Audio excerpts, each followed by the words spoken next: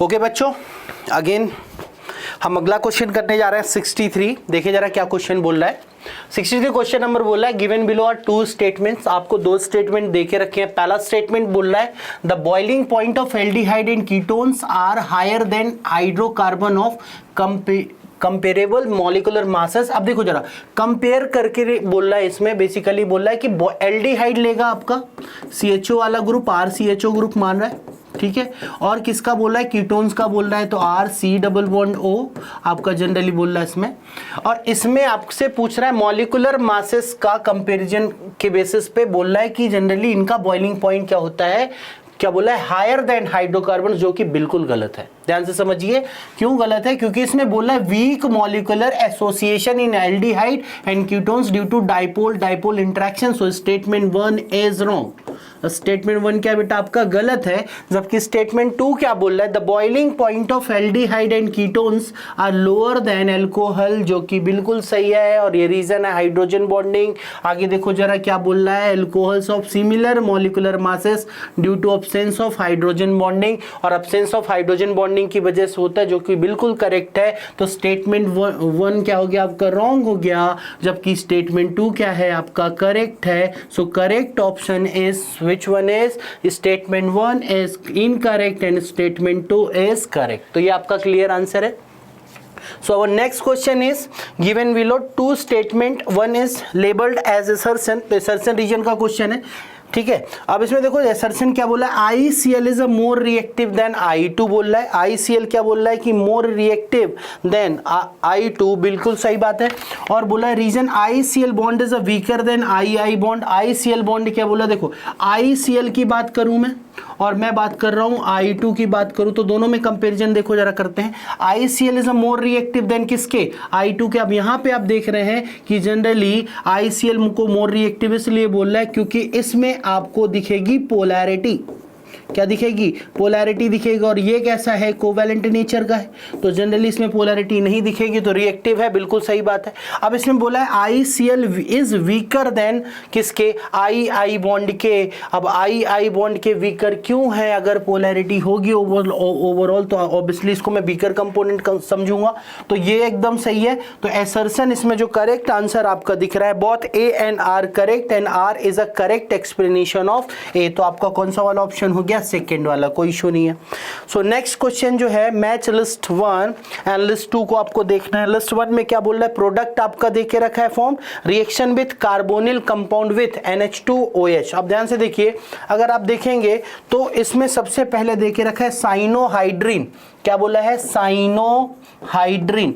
Cyanohydrin किससे बनेगा, ये आपका प्रोडक्ट है, ठीक है। Reaction of carbonyl compound with, अगर मैं कार्बोनिल कंपाउंड की रिएक्शन कराता हूं किससे, कार्बोनिल कंपाउंड की रिएक्शन कराता हूं किसके साथ, तो ये हाइड्रो क्या देखे रखा, साइनोहाइड्रिन बनेगा, ठीक है। तो साइनोहाइड्रिन के बारे में अगर मैं डिस्कस करूं तो देखो साइनोहाइड्रिन क्या है, साइनो कंपाउंड किसमें दिखेगा, तो 100% HCN वाला कंपाउंड होगा, हाइड्रोजन साइनाइड वाला। तो ये साइनोहाइड्रिन का जो करेक्ट ऑप्शन दिख रहा है वो मुझे दिख रहा है HCN वाला, तो A का दिख रहा है मुझे फोर्थ ऑप्शन, यस और no. Next one is acetal.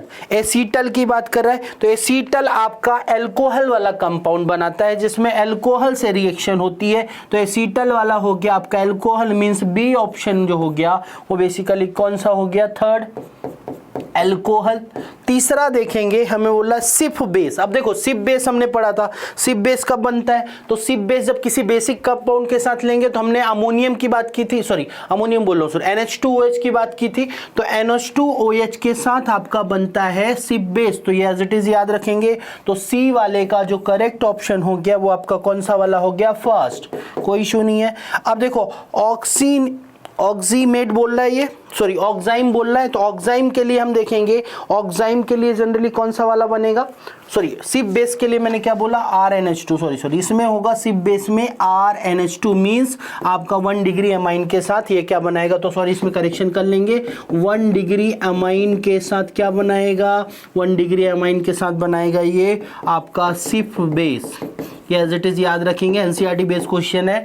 तो C का आपका ऑप्शन कौन सा होगा, सेकेंड वाला, क्लियर है यहाँ तक। अब डी आपका बचा क्या, ऑक्साइम के बारे में पूछ रहा है, तो ऑक्साइम आपका बनाता है NH2OH वाला कंपाउंड, तो आपका ऑप्शन हो गया फर्स्ट वाला। अब देखो करेक्ट ऑप्शन कौन सा दिख रहा है, तो इसमें करेक्ट ऑप्शन दिख रहा है आपका फर्स्ट वाला। क्लियर है यहाँ तक, आगे बढ़े। Okay, so our next question is match list 1 and list 2 आपको मैच करनी है। इसमें पहले में हाइड्राइड दिया है और उनका नेचर बताना है, ठीक है। तो हाइड्राइड के नेचर के हिसाब से हम इसको मैच करेंगे। तो सबसे पहले देख के रखा है MgH2। तो देखो MgH2 एक हाइड्राइड है और इसके बारे में अगर हम डिस्कस करेंगे तो सर इसमें है पोलैरिटी। ध्यान से देखिए, ये इलेक्ट्रॉन एक्सेप्टिंग ग्रुप या डोनेटिंग ग्रुप कौन सा है, तो देखो जरा आप अगर ध्यान से देखिए तो मैग्नीशियम इलेक्ट्रोपॉजिटिव एलिमेंट है, it will donate electron, so it will accept electron similarly and there is a 2 positive charge। तो अब यहाँ पे आप देख रहे हैं कि ज्यादा डिफरेंस दिख रहा है और पोलैरिटी दिख रही है, तो 100% है MgH2 आयोनिक कंपाउंड। तो आपको यहाँ पे ए का जो करेक्ट ऑप्शन दिख रहा है वो फोर्थ दिख रहा है, कोई इशू नहीं है। आप देखो जरा, आपको देखे रखा है दूसरा में GeH4। आप देखो GeH4 के बारे में देखेंगे, GeH4 किसका है, एलिमेंट है सर, ये 14 ग्रुप का एलिमेंट है, एज इट इज याद रखेंगे। तो इसमें जनरली टेट्रावैलेंसी शो कर रहा है, तो इसको जनरली 14 ग्रुप के एलिमेंट में हम क्या लिखते हैं, इलेक्ट्रॉन प्रिसाइज होता है मोस्टली। तो ये जनरली आपका ऑप्शन कौन सा हो गया, देखो जरा हमें पता है कि अगर कोई भी एलिमेंट टेट्रावैलेंसी दिखा रहा है तो 4 हाइड्रोजन क्या करेगा, कंबाइन करेगा, 100% कोई इशू नहीं है इसमें। तो GeH4 जो है इलेक्ट्रॉन प्रिसाइज होगा, ये कोई दिक्कत नहीं इसमें। अब B2H6 को हम जनरली क्या बोलते हैं, तो इसके बारे में बताया था, बोरॉन जो होता है वो इनकम्प्लीट ऑक्टेट रखता है। कैसा रखता है, इनकम्प्लीट ऑक्टेट रखेगा। तो B2H6 के बारे में हमने डिस्कस किया था, ध्यान से देखेंगे। अभी एक बोरॉन का क्वेश्चन आया था B2 डाइबोरेन के बारे में, उसमें भी डिस्कशन हुआ था जनरली। तो इसमें अगर आप ध्यान से देखेंगे तो B2H6 के बारे में जो डिस्कशन होगा वो कुछ ऐसा होगा कि ये इलेक्ट्रॉन डेफिशिएंट है। आप देखें 3 तो परमानेंट बॉन्ड है इसमें और एक टेम्परेरी बॉन्ड है जिसमें अट्रैक्शन की वजह से हम लोग बनाते हैं। तो यहाँ पे इलेक्ट्रॉन डेफिशिएंट है, 6 इलेक्ट्रॉन स्पीसीज ये स्टेबल हो रहा है, तो ओनली ये इलेक्ट्रॉन डेफिशिएंट है, इसलिए सी ऑप्शन में आपका जाएगा सेकेंड। तो बी में मैंने क्या लगाया है आपका फर्स्ट, सी में आपका क्या जाएगा, सी में जाएगा B2H6 में सेकेंड ऑप्शन, और आपका बचा HF। तो डी ऑप्शन जो है आपका डी में है HF। तो HF में देखिए जरा क्या होगा, HF के कंडीशन में मैंने बोला इलेक्ट्रॉन रिच होगा। क्यों, अगर आप ध्यान से देखें HF की बात करेंगे तो यहाँ पे फ्लोरीन के पास अभी भी स्टिल कितने इलेक्ट्रॉन्स दिख रहे हैं, 6 दिख रहे हैं। तो ओवरऑल ये इलेक्ट्रॉन रिच होगा, तो कौन सा वाला ऑप्शन हो जाएगा, थर्ड।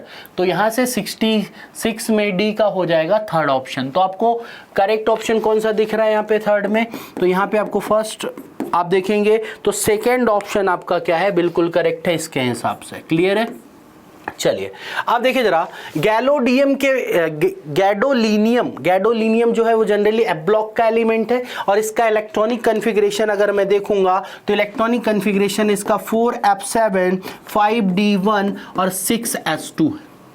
गैलोडियम जो है 4f सीरीज का एलिमेंट है और एफ ब्लॉक का एलिमेंट है। अब इसके बारे में बोल रहा है कि gadolinium has low value of third ionization enthalpy. ये बोल रहा है कि इसकी जो आयोनाइजेशन एंथैल्पी है, मतलब M से M प्लस, देन M से M प्लस से M2 plus, then M2 plus से जनरली क्या बनाएगा, M3 प्लस बनाने के लिए जो एनर्जी लगेगी उसको मैंने बोला IE3, इसका बोल रहा है मिनिमम है। क्यों, इसका रीजन समझिए। पहली चीज तो आप देखेंगे कि तीसरा इलेक्ट्रॉन, देखो पहले 2 इलेक्ट्रॉन निकलेंगे S से, अगला इलेक्ट्रॉन निकलेगा D से, और D इलेक्ट्रॉन जो निकालेगा 5D सीरीज में बेसिकली हमें पता है तो ये हायर एक्सचेंज एंथैल्पी रखेगा। हायर एक्सचेंज एंथैल्पी क्यों है, क्योंकि एक्स्ट्रा स्टेबिलिटी आपको क्या होगी यहाँ पे दिख रही है, एक्स्ट्रा स्टेबिलिटी। तो overall extra stability, sorry wait a second, extra stability दिख रही है, जिसकी वजह से आपको दिखेगा कि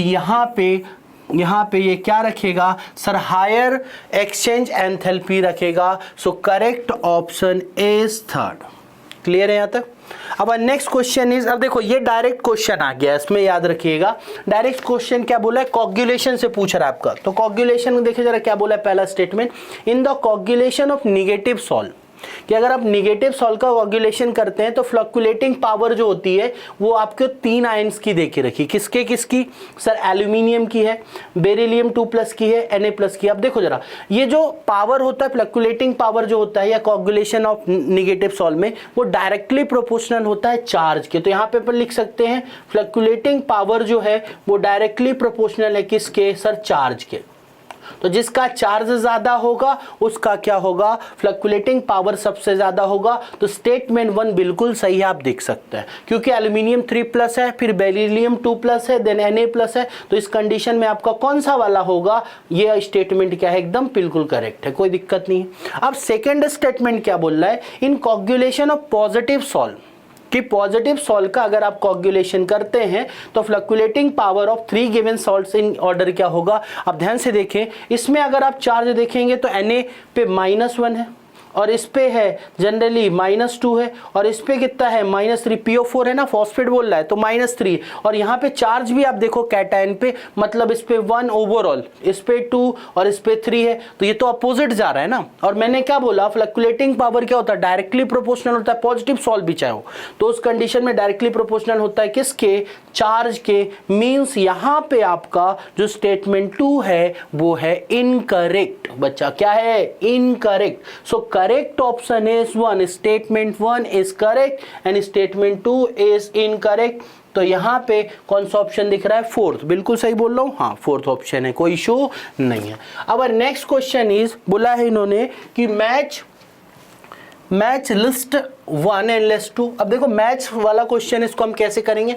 आपको बोला एंटा एसिड देके रखा है, तो बेटा ये जो क्वेश्चन है ना, ये आपको डायरेक्टली एनसीईआरटी से याद रखना। हमने बोला था कि बेसिकली एनसीईआरटी के जो लास्ट चैप्टर्स हैं उनके क्वेश्चंस आपको याद रखने। तो बायोमोलिक्यूल्स का ही क्वेश्चन है, एंटा एसिड, एंटा क्या बोला है? एंटी हिस्ट एमाइंस बोला है और एंटी माइक्रोबियल्स बोल रहा है। अब इसमें याद रखिए कि जनरली एंटा एसिड जो होता है वो होता है ये वाला आपका सीमेटिडाइंस जो बोला इन्होंने, और एंट्रा हिस्टामाइंस का के बारे में इन्होंने बोला है तो ये हो जाएगा सेल्डेन एज इट इज, याद रखेंगे। और एनाजेसिक्स जो बोल रहा है ये बेसिकली हो जाएगा मॉर्फिन, और ये आपका हो जाएगा लास्ट वाला एंटी वाला सेल्वरसन, एज इट इज याद रखेंगे। ठीक है, थोड़े नाम इनके डिफिकल्ट है, एज इट इज हमें याद रखने के लिए हमने आपको बोला था क्लास में, आप इनको डायरेक्टली अगर याद रखेंगे तो जनरली आपको ड्रग क्लास और ड्रग मॉलिक्यूल के बारे में आइडिया होना चाहिए था। तो इसमें से करेक्ट ऑप्शन आप देख सकते हैं कौन सा दिख रहा है। तो मैंने क्या लगाया है? ए का कौन सा लगाया है? मैंने ए का 3rd ऑप्शन है, और बी का जो है आपका वो कौन सा ऑप्शन है? बी का है 4th ऑप्शन। और सी का कौन सा ऑप्शन लगाया है? मैंने सी का लगाया है 2nd ऑप्शन। और डी का कौन सा ऑप्शन लगाया है? मैंने डी का लगाया है 1st ऑप्शन। तो आप देख सकते हैं ए का 3rd, बी का 4th, बी का ए का 3rd बोला मैंने, और बी का हो गया 4th, और सी का हो गया आपका 2nd, और डी का हो गया 1। Correct option is 3। क्लियर है यहाँ तक? अब एक क्वेश्चन है बेटा, ये जेल्डाल्ट मेथड जो है बेसिकली आपको याद रखना है कि Kjeldahl method for the estimation of nitrogen can be used, मतलब नाइट्रोजन के एस्टिमेशन के लिए जो जेल्डाल्ट मेथड है उसमें generally amount of nitrogen which one of the following compound, मतलब कौन एस्टिमेट करेगा नाइट्रोजन, तो किससे नाइट्रोजन निकलेगा ये पूछ रहा है आपसे। तो सबसे पहले यहाँ पे देखो जरा, NH की बात कर रहा है तो इसको ये एजो वाला कंपाउंड एज इट इज याद रखेंगे, ये नाइट्रो वाला कंपाउंड है, और इस रिंग के अंदर नाइट्रोजन दे के रखा है। तो हमने बोला था जेल्डाल्ट मेथड वहां पे अप्लाइड नहीं है बेसिकली जहां पे जनरली एजो हो या नाइट्रो हो या तो आपके रिंग के अंदर क्या हो, नाइट्रोजन हो। तो एज इट इज याद रखिएगा ये वहीं अप्लाई होता है, रिंग के अंदर नाइट्रोजन है तो अप्लाई नहीं होगा। तो बेसिकली आपका करेक्ट ऑप्शन कौन सा वाला हो गया? 4th वाला, याद रखिए अमाइन ग्रुप हो गया। क्लियर है यहां तक? तो 70 आपका क्लियर हो गया। अगला क्वेश्चन है चूज करेक्ट स्टेटमेंट। बोला बहुत diamond and graphite are used as lubricant, जो कि गलत है। इसमें बोला है कि डायमंड और ग्रेफाइट दोनों को लुब्रिकेंट की तरह यूज करते हैं। No sir, only graphite is used as lubricant. तो आपका पहला वाला स्टेटमेंट क्या हो गया? क्या हो गया, इनकरेक्ट, आपको करेक्ट बताना है। क्लियर है यहाँ तक।